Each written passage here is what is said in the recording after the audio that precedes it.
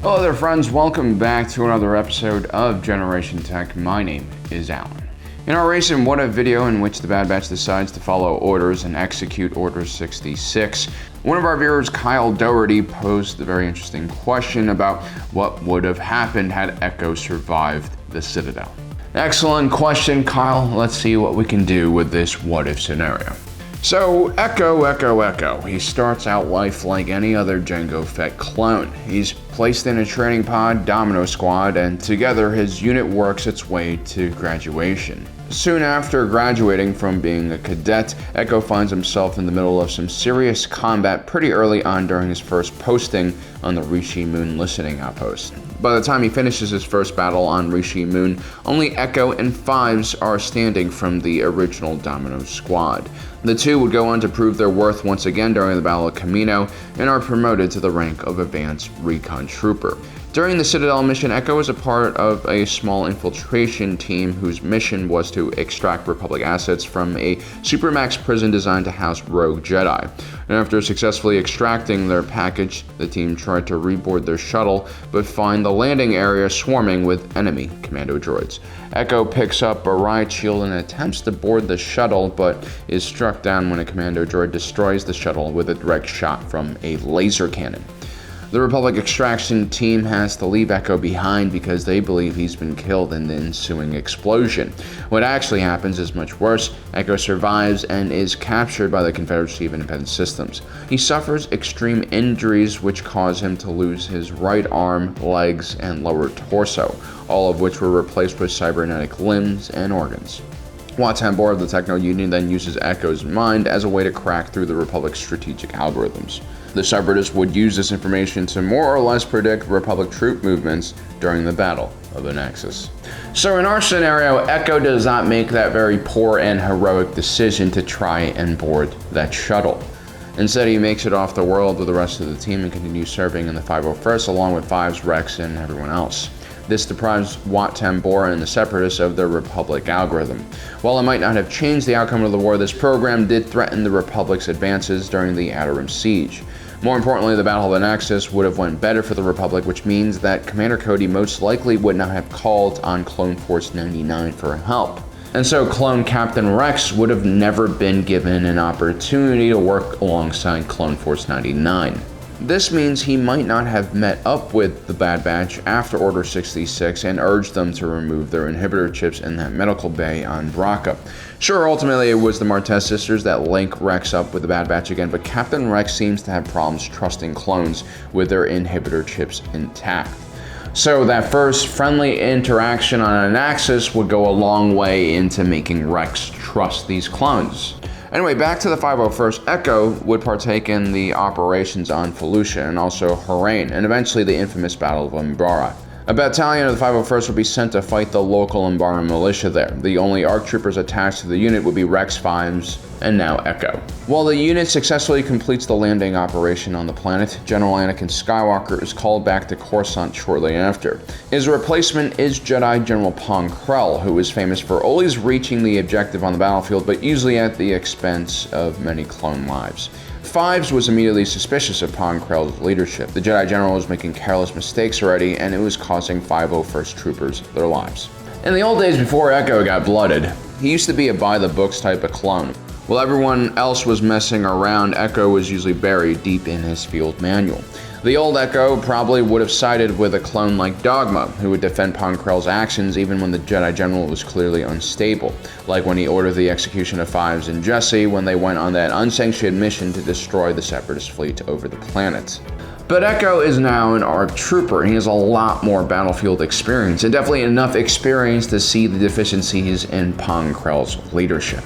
He might have some arguments with Fives about how vocal they should be about their disapproval, but ultimately Echo will view Pong Krell in a very negative light. He'll see his tactics as far too simple, lazy, and costly. I also think when Fives concocts that plan to join the space battle over the planet with the stolen and borrowed ships, I'll most likely ask Echo to come along as well in place of Jesse. He can't ask Captain Rex to come because he's the only thing protecting the men from Pong Krell at this point. And Echo is the only other ARC trooper who's probably capable enough to pull off this mission, plus the two go way back. Echo will make it back alive from the mission because, let's be honest, Hardcase was always destined to die in that explosion and buy everyone else some more time. Ponkrell will sentence Echo and Fives to death by execution squad. Echo will probably face his own demise in a very stoic manner. But ultimately, the clones won't shoot their brothers for being heroic. Later on during the Battle of Ringo Vinda, Echo will be deployed all alongside Fives and the 501st. Their unit would fight alongside the Tiplar sisters. One clone trooper in the 501st Detachment, Tup, would experience a psychotic episode when his inhibitor chip malfunctioned. He would end up walking straight up to Jedi General Tiplar in the middle of a battle and shoot her in the back of the head. Clone Trooper Tup would be sent back to Kamino, where further tests would be run on him to determine what caused him to shoot his Jedi commander. Fives would accompany Tup in this case, and I think Echo would join him as well. Fives is a very independent and spirited individual. Echo is able to balance out some parts of Fives' personality. More importantly, when Fives eventually finds out about the inhibitor chips, he'll have one additional person that he can trust who can help him. Ultimately, Fives failed to expose the inhibitor chip conspiracy, and this is because he was all by himself, and also because he was unable to control his emotions after Nala Se drugged him when he was on his way to Coruscant to meet the Chancellor.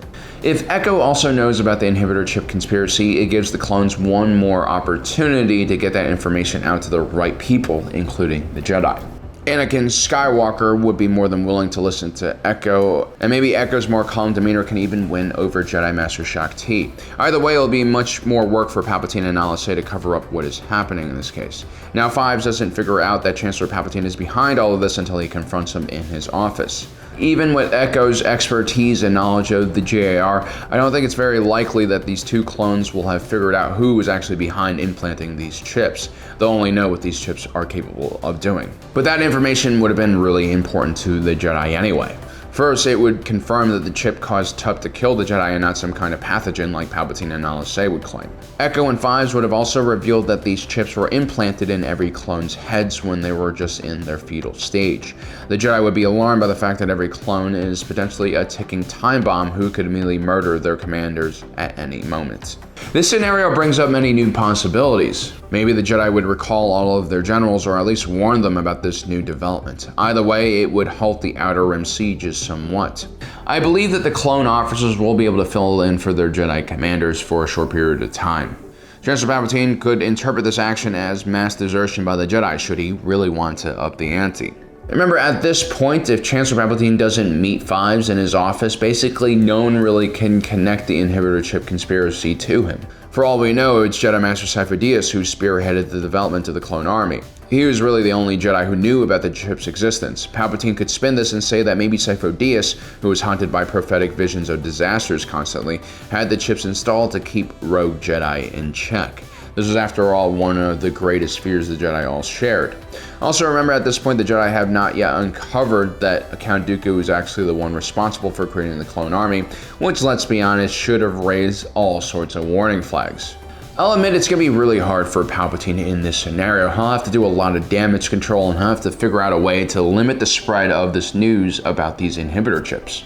His best move might actually be to execute Order 66 early, when the Jedi abandon their posts. It would be a less clean execution than the one that actually happens, because many Jedi will have already distanced themselves away from their clones and therefore will have a better chance of surviving. This could create some real problems for the Empire very early on. It could even generate a new resistance movement. Echo will be targeted for his role in revealing the inhibitor chip conspiracy. Hopefully Echo and Fives will have done a good job at spreading this information out to their fellow brothers, and hopefully this information will spread through the JR like a wildfire. This ultimately would be Echo and Fives' best bet for survival. Echo's original death during the Clone Wars series was one of the most tragic of the series, and this is because Echo is a part of Domino Squad, and we grew up watching this squad develop and train, and also saw all of their members basically die one after another. The most tragic death probably was Fives, who died alone without any of his squad mates because, they were gone. It was really cool bringing Echo back in this what-if scenario because I think Echo would have been the key in exposing the inhibitor chip conspiracy. Anyway, guys, let me know in the comment section below what kind of other videos you'd like to see. Also, don't forget to subscribe and hit that notification button down below so you don't miss out on the rest of our awesome content. As usual, thanks for joining us today. If you're watching this, you are Generation Tech.